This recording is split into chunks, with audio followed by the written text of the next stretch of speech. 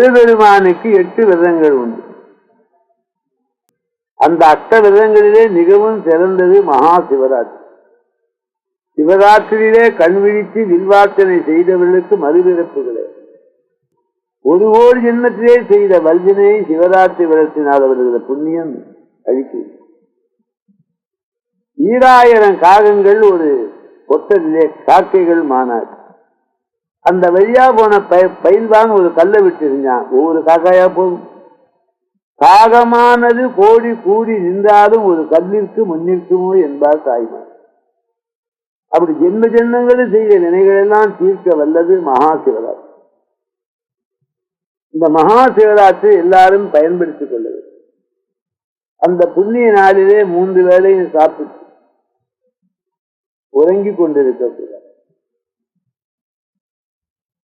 காலம் அறிதல் என்று ஒரு அதிகாரமே வைக்கின்றார் திருவள்ளுவர். ஞானம் கருதினும் கைகூடும் காலம் கருதி விரட்டாது. மற்ற நாள்களிலே சிவபெருமானை வழிபடலாம். மகா சிவராத்திரி வழிபட்டா 1க்கு 1000 பலன்.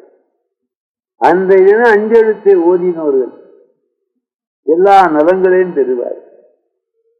சீர் பெறுவர், பேர் பெறுவர், அழியா வரப்பு. அந்த மகா சிவராத்திரியிலே பகல் முழுக்க உபவாசமாக இருக்கிறது. முதநாளே வில்வம் எடுத்து வைக்கிறது. சிவராத்திரி வில்வம் எடுக்கக்கூடாது, பாவம். ஆகவே முதநாளே வில்வம் எடுத்து 3 கிடையாக திரிசூலம் போல இருக்க வில்வத்தை அலம்பி மகா சிவராத்திரி இரவு 11:15 மணிக்கு லிங்கோத்பவ நேரம்.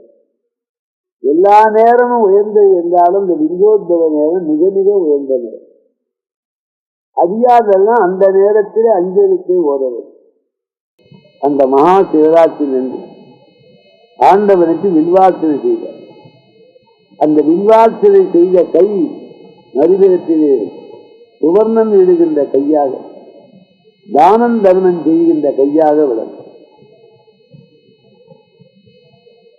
கிடைத்த வாழ்நாளை வீழ்நாளாக ஆக்கக்கூடாது. அவன் கொடுத்த உடம்பு வணங்க தலைவிட்டு வார்களால் வாய்த்த வைத்து இணங்கத்தன் சீரடியால் கூட்டம் அமைத்து என்பார் மணிவார். அவர் 5 எழுத்தே ஓட வேண்டும். 5 எழுத்தை ஓதினால் நோய் வராது என்று சொன்னேன். ஓதிய எழுத்தாம் அஞ்சும், இரு பிணி வரத்தாம் அஞ்சும். நெருப்பின் அருகிலே பனி வராது, விளக்கின் அருகிலே இருள் வராது. அதுபோல 5 எழுத்து ஓதுவார் அருகிலே துன்பம் ஏறாது. அது இன்பத்தை கொடுத்து துன்பத்தை அகற்றுவது அந்த 5 எழுத்து.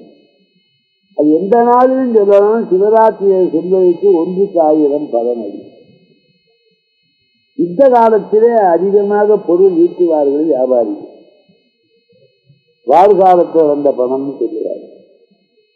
ஆகவே மகா சிவராத்திரி இறைவனை நாம் உள்ளம் உருகி வழிபட வேண்டும். அப்படி வழிபட்டவர்களுக்கு செல்வம் மட்டுமல்ல ஞானம் உண்டாகும். இன்பத்தின் காரணம் ஞானம், துன்பத்தின் காரணம் அஞ்ஞானம். ஆகவே அந்த இறைவனை மகா சிவராத்திரியிலே வந்தனை வழிபாடு செய்து வணங்குவது.